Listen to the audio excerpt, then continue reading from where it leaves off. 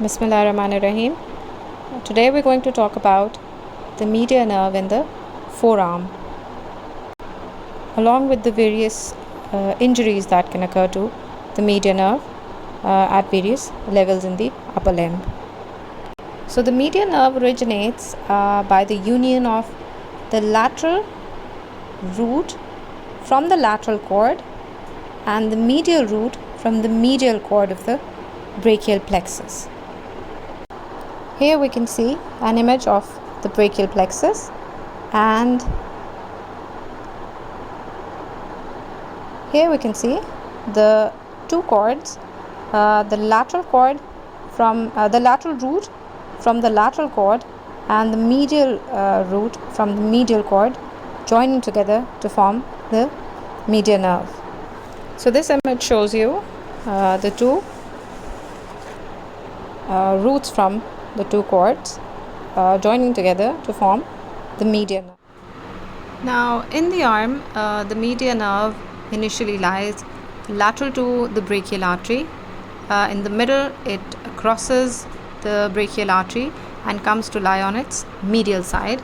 It does not give off any branches in the arm except for some articular branches to the elbow joint. In the cubital fossa, the medial nerve lies medial to the brachial artery, and then it leaves the cubital fossa by passing in between the two heads of the pronator teres muscle and then enters the anterior compartment of the forearm. So here you can see the medial nerve traveling in between the humeral and the ulnar heads of the pronator teres muscle and entering the anterior compartment of the forearm. So this is the site where the medial nerve can get compressed in the pronator syndrome, leading to various signs and symptoms, which we shall discuss later on in the lecture. So in this image again you can see the medial nerve passing between the two heads of the pronator teres, and then it in the forearm it travels between the intermediate and deep layer of muscles. Now the intermediate layer is formed by the flexor digitorum superficialis, and the deep layer consists of the flexor digitorum profundus, the flexor pollicis longus and the pronator quadratus. So here it lies between the superficialis and the profundus muscles. So you can see the superficialis, the profundus and the medial nerve lying between these two layers of muscles, and as it travels in the forearm it supplies all of these muscles. It gives the motor supply to the pronator teres, the two more superficial layer muscles, the palmaris longus and the flexor carpi radialis. We know that it does not supply the flexor carpi ulnaris muscle, which is supplied by the ulnar nerve, and it also gives motor supply to the flexor digitorum superficialis as well as the lateral half of the flexor digitorum profundus. But the supply to the deeper layer of muscles is not by the medial nerve itself, but by a branch of the medial nerve which is known as the anterior interosseous nerve, and we'll just talk about it now. But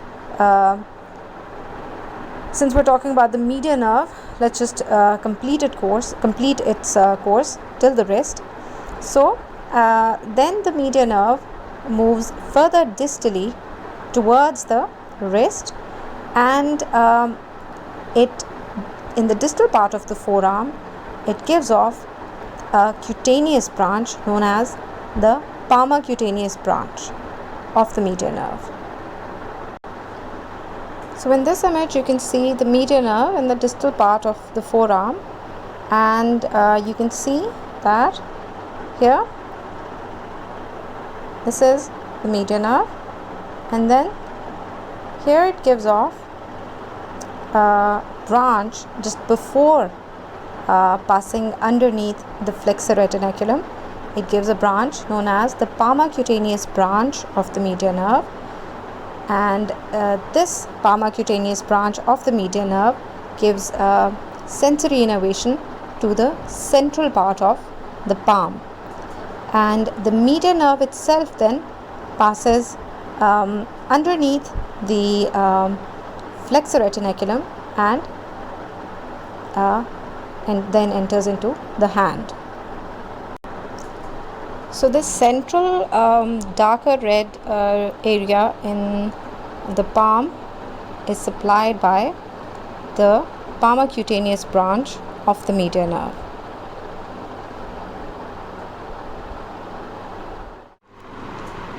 So in this image you can see the median nerve.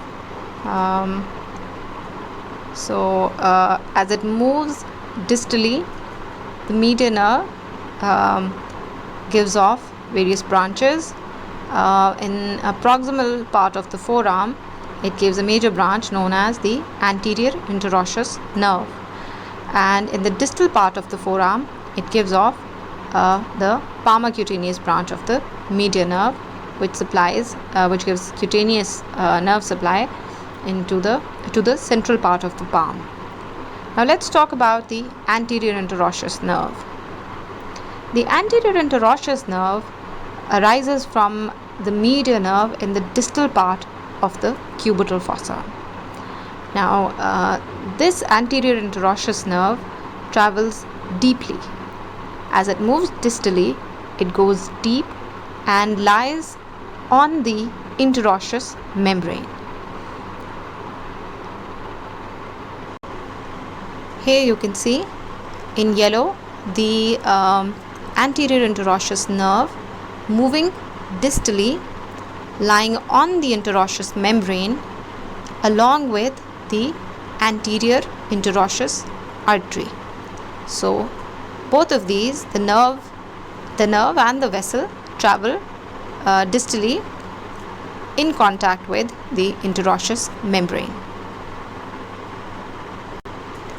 Here again you can see the anterior interosseous nerve written as AIN in this figure. Now it arises from the median nerve and moves distally on the interosseous membrane, and here it lies between the flexor pollicis longus and the flexor digitorum profundus muscles, and as it travels distally, it supplies both of these muscles, the lateral part of the profundus and the whole of the flexor pollicis longus muscle. And then as it moves distally, the anterior interosseous nerve moves deep to the pronator quadratus muscle, and it also supplies the pronator quadratus muscle, and it then terminates by giving some articular branches to the wrist joint. So this is a good summary of the motor supply of the median nerve in the upper limb. Now as you can see, in the arm it does not give any branches. In the forearm, the median nerve supplies the pronator teres, the flexor carpi, radialis, the palmaris longus, and the flexor digitorum superficialis muscle. And then you can also see that it gives off the anterior interosseous nerve. The anterior interosseous nerve supplies the lateral part of the flexor digitorum profundus. It supplies the flexor pollicis longus and the pronator quadratus muscle.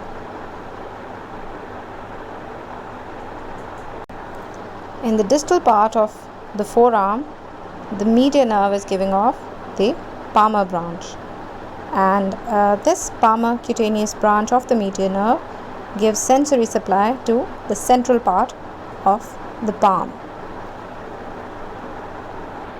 After giving off these branches and giving motor supply to these muscles of the anterior compartment, the median nerve itself then travels underneath or deep to the flexor retinaculum and then enters the hand. Now let's talk about the injuries of the median nerve that can occur at various levels. We've already discussed the injury to the median nerve whenever there is a supracondylar fracture of the humerus. We've done this before when we were doing the region of the arm. But in case of the forearm, the two important conditions that can lead to injury of the median nerve are the pronator syndrome and the anterior interosseous syndrome. Now let's talk about the pronator syndrome first of all. The pronator syndrome is a nerve entrapment syndrome, which means that the nerve, which is the median nerve in this case, gets entrapped or compressed in a structure, and that structure in the pronator syndrome is a muscle known as the pronator teres. Now we all know, we've just recently done the muscles of the anterior compartment of the forearm, and we know that the pronator teres has two heads. It has a humeral head and an ulnar head. So the median nerve, once it leaves the cubital fossa, it passes in between these two heads of the pronator teres, and then it enters the forearm. Now whenever there is a condition that the median nerve gets compressed in between these two heads of the pronator teres muscle, it can lead to the pronator syndrome. Now this compression of the nerve in between the two heads could be a result of trauma. It could be because the muscle gets hypertrophied, or because of some reason there is formation of fibrous bands. All of these conditions can lead to entrapment of the median nerve in the two heads of the pronator teres. So the patient is going to present with initially with pain and tenderness in the proximal part of the anterior forearm. As you can see here in the figure, there is going to be pain in the proximal part of the anterior aspect of the forearm. Along with that, there's going to be hypesthesia along with activity-induced paresthesias in the region of the palm, which is supplied by the median nerve. Where we've talked about this before, that the cutaneous sensory supply is by the median nerve to the first, second, third and half of the fourth finger, along with the adjacent palmar area. Hypesthesia means a sense of reduced sensations. So this means that in the region where the median nerve gives sensory innervation, there is going to be a reduced sensation. And paresthesias are abnormal sensory sensations such as numbness or tingling or pins and needle sensation. So these type of sensations are going to be felt in the distribution of the median nerve. Okay, so the anterior interosseous syndrome occurs when there is injury to the anterior interosseous branch of the median nerve. Now we know that the anterior interosseous nerve arises from the median nerve in the distal part of the cubital fossa, and then it travels deep adjacent to the interosseous membrane, and it supplies the muscles of the deep layer of the flexor compartment. These muscles are the flexor pollicis longus, the lateral part, the lateral half of the flexor digitorum profundus, and the pronator quadratus. Now what happens is that in this anterior interosseous syndrome, the anterior interosseous nerve is injured, and when you ask the patient to form the OK sign usually this OK sign is when the index finger and the thumb join together, a circular formation is formed. But in case of this anterior interosseous syndrome, an abnormal pinched posture is seen. So in a normal person, you ask them to make an OK sign. This is how it appears. Alright. Now this part here is going to be circular.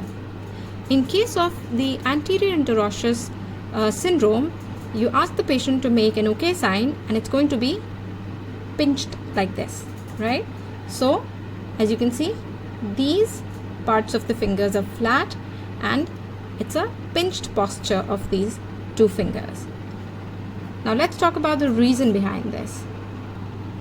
Okay, so here I've drawn in blue, I've drawn the tendon of the flexor pollicis longus. We know that it gets inserted into the base of the distal phalanx of the first digit. Alright, so what it does is that it brings about flexion at this interphalangeal joint of the first digit. Okay, so this is flexor pollicis longus tendon. Now here in red you can see that this is the tendon of the flexor digitorum superficialis. It splits into two and gets inserted into the base of the middle phalanx of the second, third, fourth and fifth digits. I've only drawn it for the second digit here. And in black you can see the tendon of the flexor digitorum profundus. This goes and gets inserted into the base of the distal phalanx. So the profundus brings about flexion at the distal interphalangeal joint, and superficialis brings about flexion at the proximal interphalangeal joint. Alright, so now what happens in case of injury to the anterior interosseous nerve? There's going to be paralysis of the flexor pollicis longus, the flexor digitorum profundus and the pronator quadratus. Now when it comes to the flexor digitorum profundus, only the tendons which supply the second and third digits are going to be paralyzed. The part of the profundus which supplies the fourth and fifth digits remains intact. So now let's talk about the mechanism of the pinched OK sign that we talked about in the beginning. When there's going to be a paralysis of flexor pollicis longus, there's going to be a loss of flexion at this interphalangeal joint. So instead of forming that circle, because for the formation of that circle you need flexion at this joint, so this flexion will not occur and it's going to stay straight like that, right? And again, when it comes to flexion at the distal interphalangeal joint in case of the second digit, again this will not occur because of the loss of this lateral part of the flexor digitorum profundus which supplies the second and third digits. So when you ask the patient to form the OK sign, which would be circular in a normal person, it is going to be pinched, right? Because of loss of flexion at the distal interphalangeal joint here and the interphalangeal joint here as well. So this is the reason why in case of the injury to the anterior interosseous nerve, there is a pinched OK sign instead of the normal circular sign. Alright, time for a brief review. We know that the median nerve arises from the brachial plexus. The medial and lateral root join together to form the median nerve, and then in the arm it travels initially on the lateral side of the brachial artery, then it crosses it over. You can't see the brachial artery here, you can only see the median nerve, and then the median nerve crosses the brachial artery and comes to lie on its medial side, and this is where it is in the cubital fossa. It lies on the medial side of the brachial artery. Right, so this is the median nerve. Okay, now as it leaves the cubital fossa, it travels in between the two heads of the pronator teres muscle. So it doesn't really show you how it passes in between the two heads of the pronator teres here, because as you can see, this is the humeral head of the pronator teres, and you can't see the ulnar head, and you can't really see the median nerve traveling in between these two heads. But anyway, this median nerve then travels between the two heads of the pronator teres. It supplies the pronator teres muscle, and then it enters the forearm, and here it lies between the flexor digitorum superficialis and the flexor digitorum profundus muscles. Alright, so let me show you another view. So this one is, this is the superficialis, okay, and this one is, so this is the profundus. Alright, so in between these two lies the median nerve in the forearm. Alright, so beneath it is the profundus, and superficial to it is the superficialis. Now in this plane, the median nerve travels distally and reaches the distal part of the forearm. Here it has given branches to the superficialis and the remaining muscles of the superficial layer of the anterior compartment, except for the flexor carpi ulnaris. Now in the distal part, it has also given a branch. In the distal part of the cubital fossa, it has given a branch, the anterior interosseous nerve, and that nerve then supplies the muscles of the deep layer of the anterior compartment. Now the median nerve itself, as you can see here, so in yellow, this is the median nerve. Alright, and the median nerve then travels beneath the flexor retinaculum. This part here is the flexor retinaculum. So median nerve travels beneath the flexor retinaculum, and while it is here, before actually passing beneath the flexor retinaculum, you can see here at this point it gives off a branch which is known as the palmar cutaneous branch of the median nerve, and this palmar cutaneous branch of the median nerve supplies the central part of the palm, the cutaneous supply to the center of the palm, and that's about it. After that, the course is in the hand, and since we're only restricted to the forearm, this is it for now. We'll discuss this when we do the hand and the nerve supply of the hand. We'll continue it from here.